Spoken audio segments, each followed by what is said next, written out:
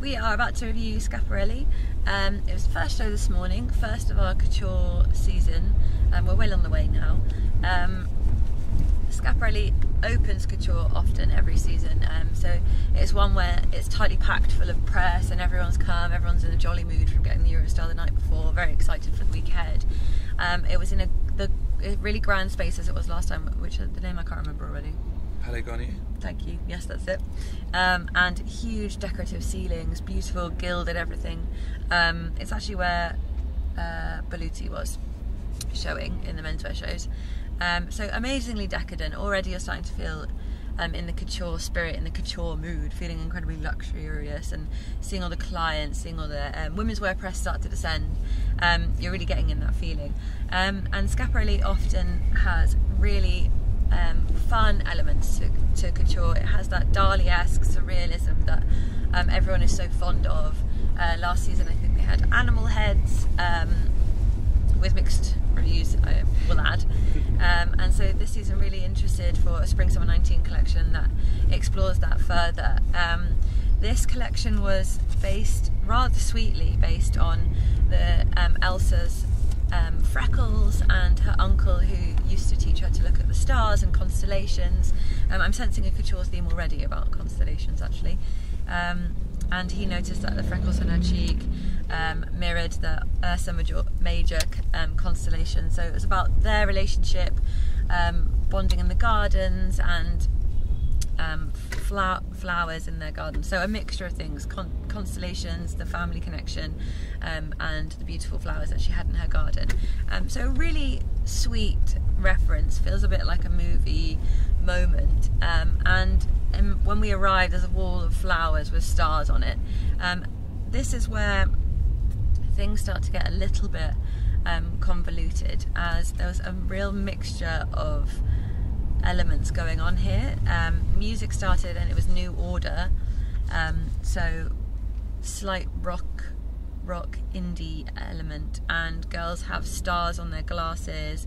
So as I said, stars on the flowers. There's a pastel star, slightly young vibe that's starting to feel a bit kind of pre-teen concert goers, which is unusual for a couture show.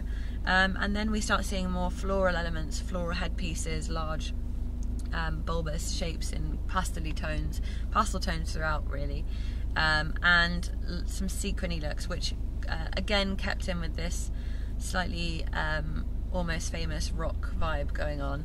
But the sequins lost me, I'm afraid. They were striped in rainbows, and I think it's quite difficult to make that fit with such a elegant couture aesthetic that is always the end goal.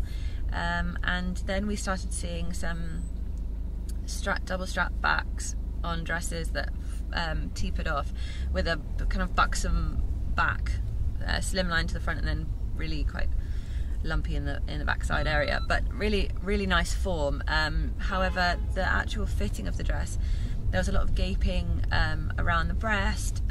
Lots of the straps didn't quite fit, and when you're dealing with couture, everything should be made to measure. You're showing the client that this is exceptional, tailored to you design. So I thought that was slightly missing, and there was wonderful casting. There was Maxine, there was also a Algerian French model, I believe, who was a slightly older model, I can't remember her name for the life of me, who used to be a face of Schiaparelli and is now, and then left and is now back apparently. So interesting casting, and Erin O'Connor finished in a Cascade of tulle gown, and I think she's actually incredibly heavily pregnant, so very impressive for her to do the final runway. Really lovely for her to make an appearance. But yes, so as I said, lots of different ideas. If we just stuck with the really lucky star, beautiful romantic family story and taken away the slightly rock elements that we were getting, it felt like teen rock almost, with the star glasses and star prints, I think it would have been slightly more successful. There were really beautiful tailored jackets which also had the slight curvature to the back, with embroidery and wonderful neck scarves, and those are in really lovely candy colours. I thought those were really strong, but yes, for me there was a slight disjointing between the styling, between the casting, between the theme, and also the finish on some of the garments. I felt was a little bit off. Cal. Yeah, I think, you know, they have Kate, as far as I believe the team is, there's Bertrand who designs, Kate Grant styling, Anita Bitton doing the casting, all kind of huge stars in their own field, and each, if we looked at them all separately, they all worked. You know, the styling was great, the casting was great, you know, all of this stuff, but I just didn't feel that it melded. And especially with a house such as Schiaparelli, which is basically a couture house, I think they might have some very few ready-to-wear pieces, all kinds of things you can buy, you know, or like I think accessories.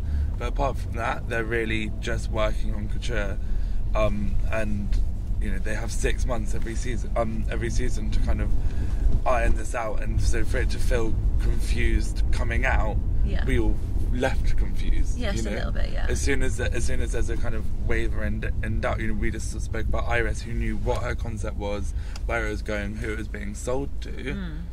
You kind of leave with that confidence after you've seen something, whereas this felt a bit like, we're here, but we're also going to be here and be looking after this girl, but talking about this romanticism and, you know, this surrealism, and it just didn't really fit. But one thing I did think is, we've just finished menswear, of course, and we've seen outside the Elite show last night, there were hundreds of kind of teenage boys who wanted to be a part of it. I imagine that's probably happening in couture as well, now that fashion is something to be part of again. There will be an incredibly rich clientele who have children of you know, teens or early 20s who want couture dresses, but for different occasions. They don't go to galas, but they still want to wear this, they still want this, they're buying into fashion. So I imagine there's probably a bit behind the scenes of a scrum from between the brands of trying to capture this new market that's like kind of streetwear. Oh, some of the models didn't wear high heels, which is really unheard of in a couture show. They're wearing cowboy boots. So I'm wondering. So that's why. Cowboy boots. I'm wondering if this is a ploy for that younger market. That's what I felt, that it was a bit like, we've got to keep everyone happy, but then shit, we need to also get these guys to like us as well. And actually, if you but then that's odd, and then you're casting slightly older models.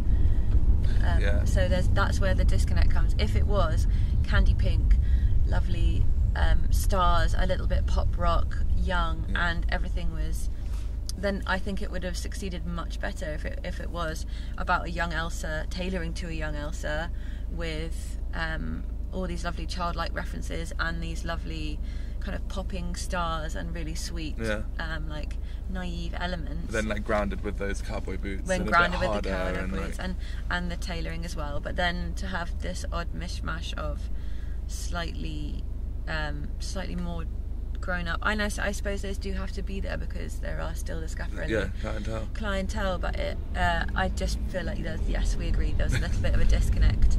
That we can't wrap our heads around.